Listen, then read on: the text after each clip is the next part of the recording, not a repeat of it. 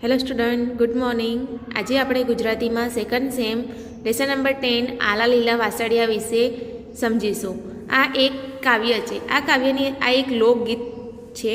આ લોકગીત લોક સમૂહ દ્વારા રચાય છે, એટલે લોકો દ્વારા ગવાયેલું હોય તે ગીતને લોકગીત કહેવાય છે. પરંપરાથી લોકગીત લોકોમાં ગવાતું ચાલ્યું આવે છે, એટલે વર્ષોથી આ ગીત ચાલતું આવ્યું છે. લોકગીતો સહેલાઈથી ગાઈ શકાય એવા હોય છે, તેથી તે નાના મોટા સૌને આનંદ આપે છે. આ લોકગીતમાં પ્રકૃતિ દ્વારા ભાવસભર વાણીમાં કૃષ્ણ ભક્તિ રજૂ થઈ છે. એટલે આ લોકગીતની અંદર કૃષ્ણ ભક્તિને સમજાવવામાં આવી છે અને કૃષ્ણ ભક્તિની વાત કરવામાં આવી છે. આ કૃષ્ણ ભક્તિવાળી પોયમ છે એને એની અંદર નાના મોટા સૌને આનંદ આવે છે અને લોકો તેને પ્રેમ ભાવથી ગાય છે. હવે આપણે તેના મિનિંગ જોઈશું. આલુ ઇટ મીન્સ આછી ભીનાશ ધરાવતું. ઓત્રાદસ એટલે ઉત્તર દિશા. છલી વળવું ઉછળી ઉઠવું. ગભરાઈ જવું. મોલ પાક.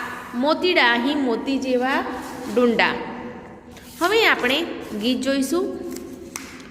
આલા લીલા વાસળિયા રે વડાવો, એની રે ઉતરાવું રે પ્રભુજીની વાંસળી રે લોલ.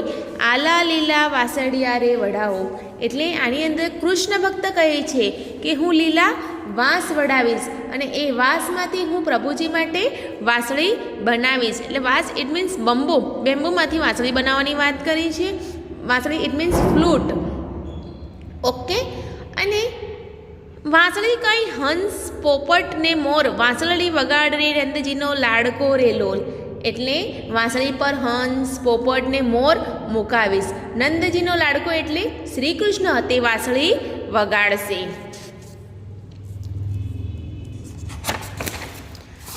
વાંસળીમાં કંઈ ફૂમતા લટકી, ચાર આંગળીએ અંગૂઠીને અંગૂઠીમાં હિરલા રે લોલ.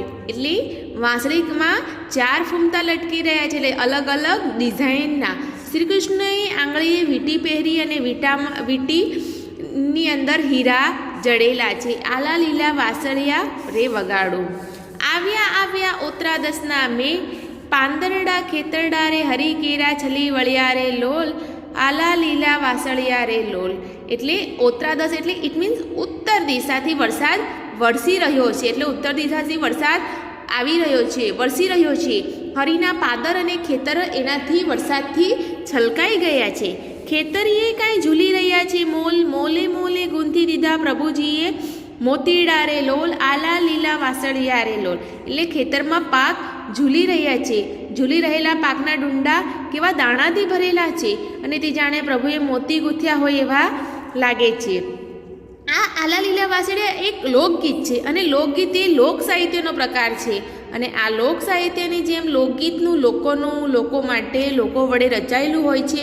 તે પરંપરાથી કંઠો પંખટ ચાલ્યું આવે છે. પરંપરાથી તે ગવાતું ચાલ્યું આવે છે. લોકોમાં એટલે વંશપરાગત ગવાતું હોવાથી લોકગીત લોકબોલીની છાંટ હોય છે. મધુર ભાવ, તળપદી શબ્દો અને મીઠી હલક લોકગીતના આગવા લક્ષણો આ લોકગીતની અંદર તમને જોવા મળે છે. આલા લીલા વાસળિયા આ કાવ્યમાં કૃષ્ણ ભક્તિની રજૂ કરવામાં આવી છે.